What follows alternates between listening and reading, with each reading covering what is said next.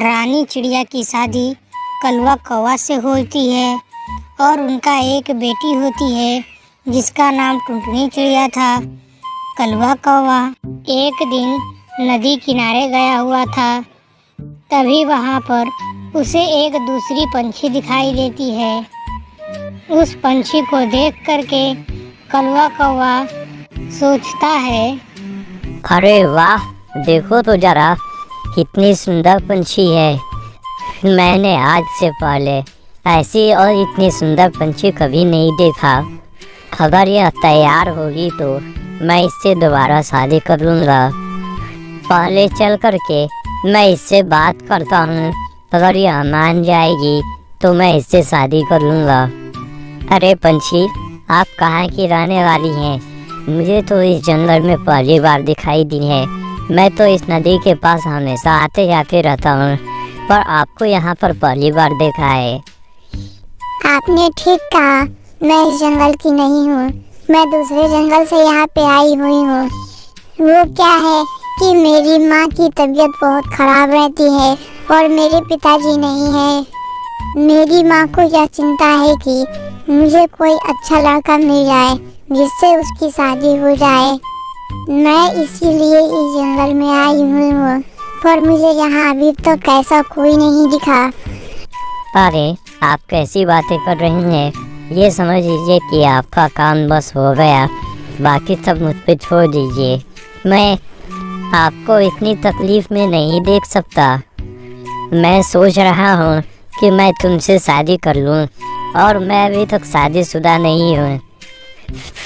अरे वाह, मुझे लगता है कि मेरी तलाश यहाँ पे ख़त्म हो गई। मुझे एक अच्छा लड़का मिल गया जो अभी शादीशुदा भी नहीं है और मुझे देख करके पहली नज़र में ही पसंद भी कर लिया।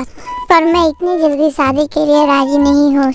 मैं चाहती हूँ कि पहले कुछ दिन हम लोग एक साथ रहें और एक दूसरे को अच्छे से जान समझ लें। कुछ दिन बीत जाते हैं। एक दिन वह पंछी बोलती है, अरे हम लोग कब तक ऐसे ही छुप छुप कर मिलेंगे? मैं क्या कहती हूँ, हम लोगों को मिलते हुए बहुत दिन हो गए हैं। चलो अब हम लोग शादी कर लेते हैं। कलवा कौवा तो बेचैन था ही शादी के लिए। वह फौरन हाँ कर देता है और उन दोनों की शादी हो जाती है। कलवा कौवा अपनी बीवी बुलबुल चिड़िया से उसको बचाकर उसे दूसरे घर में रखता है।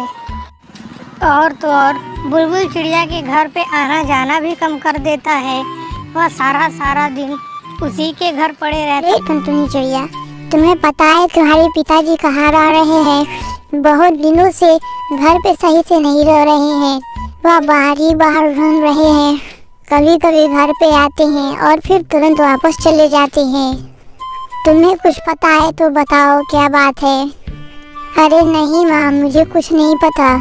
पिताजी कहाँ रहते हैं, क्या करते हैं, आजकल उनका पता ही नहीं चल रहा। आप बोले तो मैं उनसे पूछूं? अरे नहीं, इसकी कोई ज़रूरत नहीं है। वो पूछने पे बताएंगे थोड़ी। मैं क्या सोच रही थी, तुम खुद जाओ और एक दिन उनके पीछे जाकर देखो वो कहाँ जाते हैं, क्या करते हैं। इस तरह टुनटुनी चिड़िया कलवा कौवा का पीछा करने लगती है और उसे दूसरे पंछी के साथ देख लेती है। तभी कलवा कौवा भी उसे देख लेता है और तुरंत उसे पकड़ करके एक दूसरे जगह पे बंद कर देता है। अरे पिताजी, आपने दूसरी शादी कर ली और मुझे इस तरह क्यों बंद कर दिया है? मुझे छोड़िए, मुझे जा करके माँ को सारी बातें बतानी है। इसीलिए तो तुम्हें बांध करके रखा है। मैंने दूसरी शादी की है, ये बात तुम्हें पता चल गई है। तुम जाकर के माँ को बता दोगी और माँ जाकर के राजा पंछी को बता देंगे और वह मुझे जंगल से निकाल देंगे। मैं नहीं चाहता कि मैं जंगल से निकलूं, इसलिए तुम्हें यहाँ पे पकड़ के बंद कर दिया है मैंने। वह कौवा की दूसरी पत्नी उससे बोलती है, सुनो कलवा कौवा, मुझे कुछ पैसों की ज़रूरत है। मैंने तुमको बताया था कि मेरी माँ की तबीयत खराब रह रही है। अब उनकी तबीयत और ज़्यादा बिगड़ गई है। मुझे कुछ पैसे चाहिए। तुम मुझे कुछ पैसे ला कर के दो। मैं जाती हूँ अपने घर पे और अपनी माँ का इलाज करके वापस आती हूँ। अरे हाँ, क्यों नहीं। मैं अभी जाता हूँ और बुलबुल चिड़िया के सारे पैसे मैं तुम्हें ला कर के देता हूँ।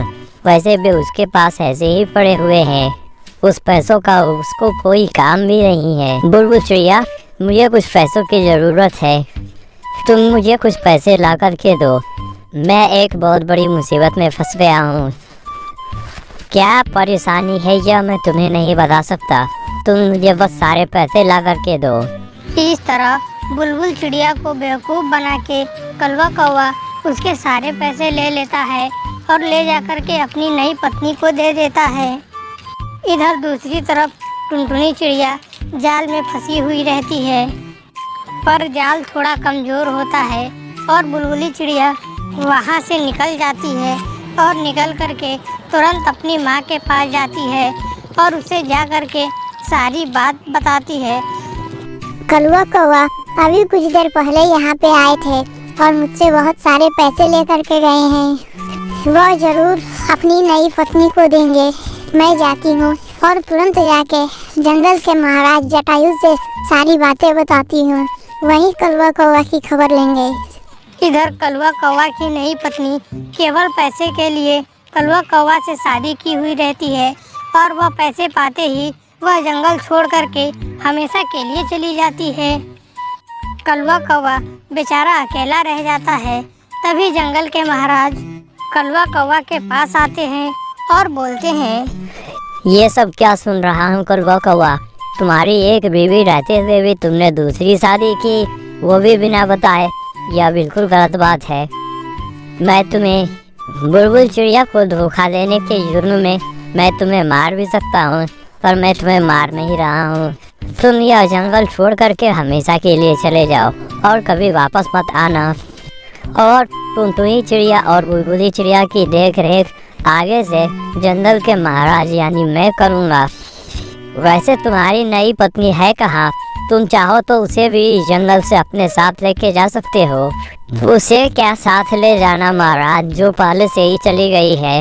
मुझे बाद में पता चला कि वह एक ठग है और मुझसे शादी की ताकि वह मेरे सारे पैसे ले सके। उसने अपनी माँ की बीमारी का बहाना बना करके मुझसे सारे पैसे ले लिए और यह जंगल छोड़ करके चली गई, वो भी मुझे बिना बताए। मैं उसके माँ के घर गया था, वहाँ पर भी कोई नहीं है। अगल बगल के लोगों से पता लगा कि वो लोग ठग हैं और सभी पंछियों को ऐसे ही ठगते हैं। सभी पंछियों को ऐसे ही शादी करते हैं और उनके सारे पैसे लेकर के भाग जाते हैं और उसने मुझे भी ठग दिया।